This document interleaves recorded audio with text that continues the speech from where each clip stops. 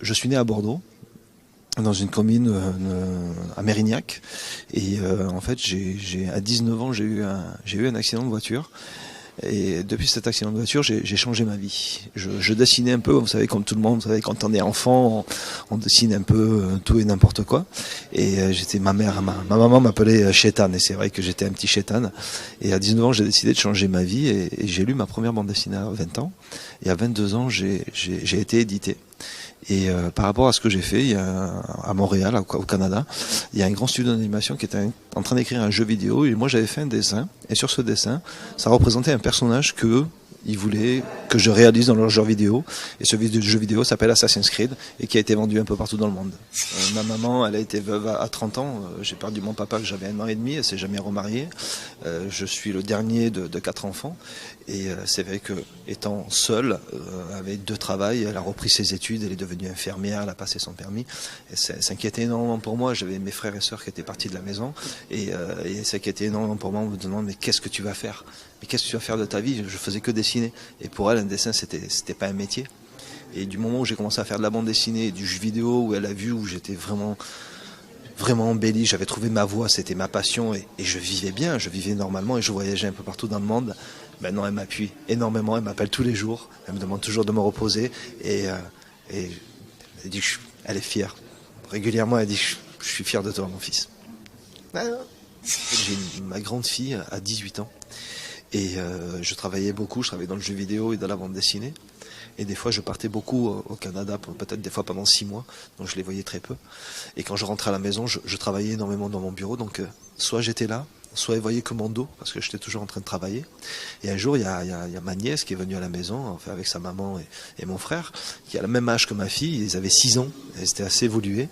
Et elles sont passées devant mon bureau, et j'étais en train de travailler, et ma nièce a dit à ma fille, tonton Lalou, parce qu'en fait on m'appelle Lalou dans la famille, bien que je m'appelle Djilali, mais elle dit, tonton Lalou, ton papa il est toujours en train de dessiner. Et ma fille, elle lui a dit, laisse, il est nul. Il est nul, pourquoi? Parce que j'étais un mauvais père, parce que j'étais un père présent. Et ce jour-là, j'étais en train de dessiner, je pouvais pas m'arrêter, parce que je devais travailler, et je travaillais beaucoup, et j'étais en train de travailler, j'étais en train de pleurer, parce que j'ai entendu ma fille dire son père qui est nul. Donc ce jour-là, j'ai voulu abandonner, oui. C'est pas gentil, toi aussi, hein? Ah, bordel, hein.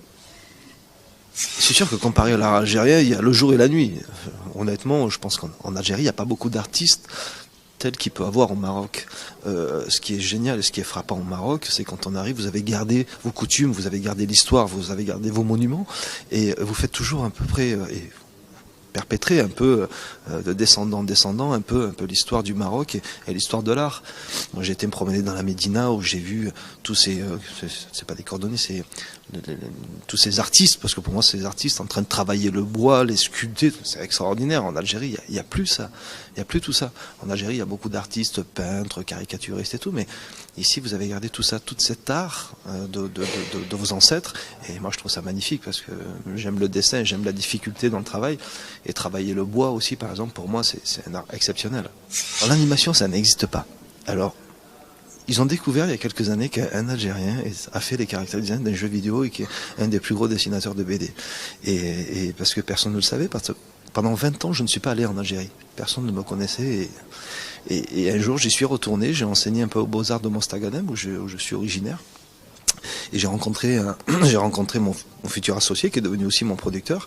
Et là, on a commencé à me connaître. Tous les gens en Algérie, un peu comme au Maroc, connaissent le jeu vidéo. Donc, les gouvernements, les ministres ont commencé à me demander de venir les voir, à faire des audiences. J'ai commencé à les rencontrer. Nous avons créé un studio d'animation, et voilà, là on est en train de bouger les chines. Pour la première fois, on va réaliser un long métrage d'animation qui vient de la production algérienne. Sauf que les financements n'existent pas, ça existe uniquement dans le cinéma d'image réelle. Ils sont en train de créer une commission pour nous.